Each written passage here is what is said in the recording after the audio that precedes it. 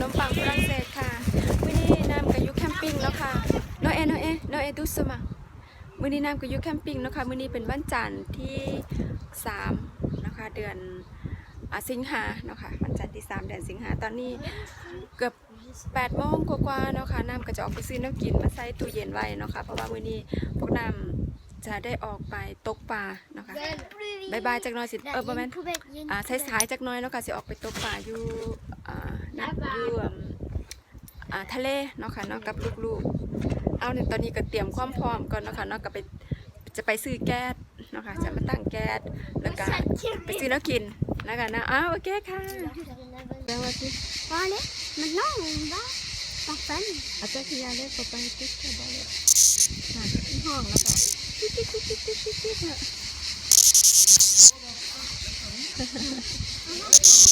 Allez, on Ouais, ça, la tu le dos. What's up? J'aime tout ça.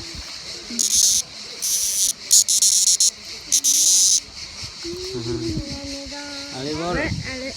c'est กินข้าวเช้าเรียบร้อยแล้วนะคะพวกนี้พวกน้ำก็จะออกไปตกปลากันเนาะค่ะเนาะจะบอกว่ามื้อนี้มืดครึ้มมากมืดครึ้มมากเนาะค่ะก็เลยหนาวพร้อมนะเดี๋ยวน้ำจัดของขึ้นรถก่อนแล้วก็ไปพอกันอยู่หาดเนาะค่ะเนาะ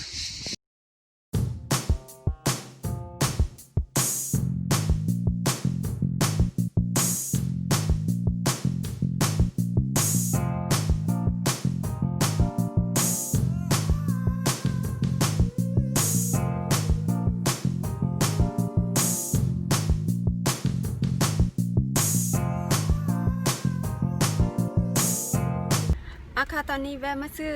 ขี้ไก่เดียนเนาะค่ะแวะมาซื้อแนวไปตกปลาเนาะค่ะก็สิเป็นพวก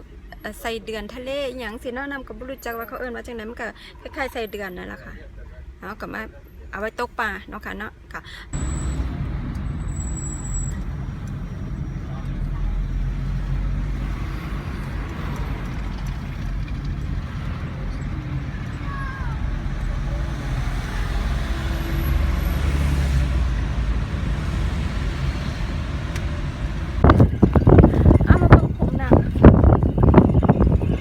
น้ำไปตกปลามาแล้วเนาะค่ะน้ำจะบอกว่าทุลักทุเลมาก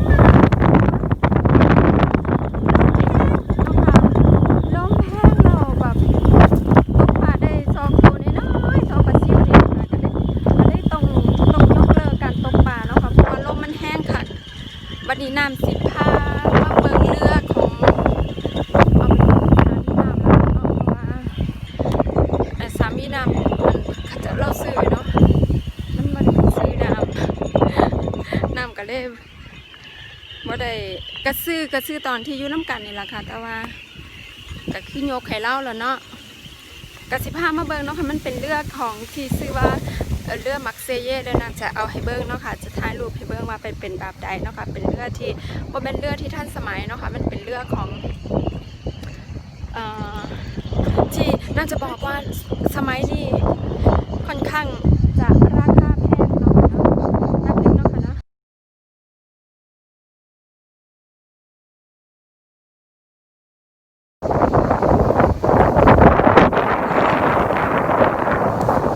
ว่าสภาพน้ำตอนนี้เนาะค่ะตอนนี้น้ำมาชายหาดเนาะค่ะมาชายหาดพาลูกมาเล่นเนาะค่ะเนาะก็น่าจะบอกว่าลมแห้งมากเนาะค่ะเนาะเบิ่งเสือน้ำปิวหมดเนาะค่ะน้ำบ่เล่นเนาะค่ะน้ำบ่เล่นน้ำบ่สามารถ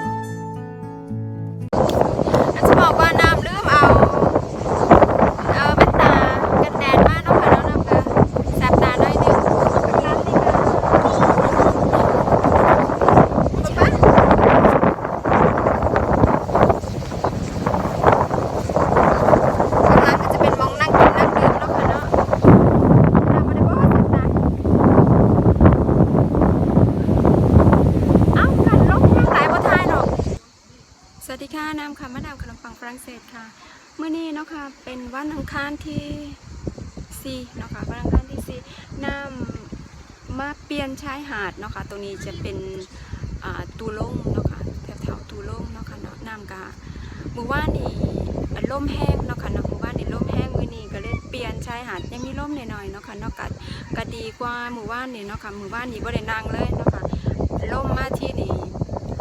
ทรายพัดเข้าตาพัดเจ็บเนาะค่ะเนี่ยเจ็บตอนนี้น้ำลูกตอนเที่ยงเนาะค่ะลูกน้ำก็ลักเล่นน้ำนี่เล่นบ่ได้ น้ำนี่เล่นบ่ได้เนาะค่ะอีกอย่างเพิ่มขึ้นมากก็คือน้ำมีประจำเดือนเนาะค่ะน้ำก็เล่นบ่ได้เนาะน้ำก็ถือว่าเป็นฮอลิเดย์ที่บ่ได้เล่นน้ำเลยเนาะค่ะเนาะจากนี้พวกน้ำก็สิกินข้าวทาสามีขึ้นมาแล้วก็สิกินข้าวแล้วน้ำสิถ่ายบรรยากาศรอบๆซูเบิ้งเนาะค่ะตัวนี้จะเป็นหาดเล็กๆเนาะค่ะหาดเล็กๆที่บ่ได้ใหญ่หลายมีชายหาดที่จะบ่หลายคนเนาะค่ะก็ปลอดภัยจากโควิดนิดหน่อยเนาะค่ะเนาะค่ะโอเคค่ะ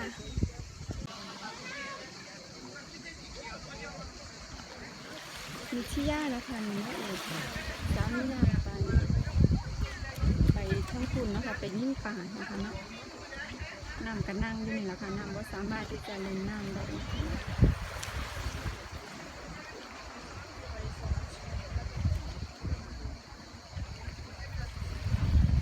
สวยๆค่ะไม่มีเน็ตเลย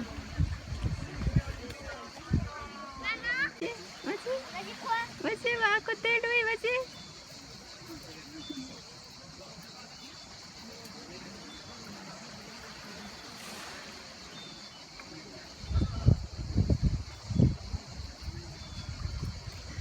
ou pas faire des chaussures c'est comme ça tu prends les chaussures mais c'est fait n'importe quoi hein, s'il y a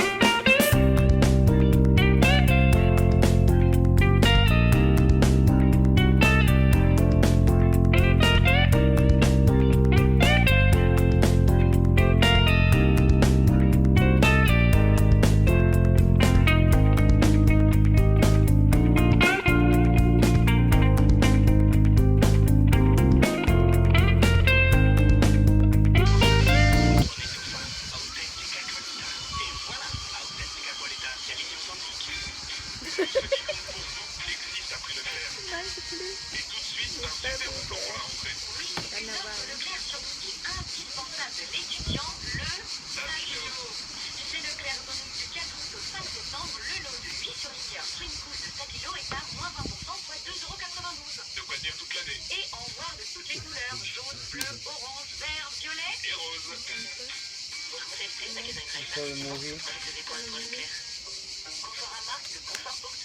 Et puis pour la rentrée, on faisait de la chambre de vos enfants un vrai terrain de jeu. Avec le plus gros collège blanc, 4 tiroirs et une niche de rangement à 424,99 € seulement. Offrez-leur un espace pour travailler ou pour jouer. À chacun son projet rentré. Conforama. Jusqu'au 24 août, conditions magasin sur conforama.fr. Écoutez, Radio Star.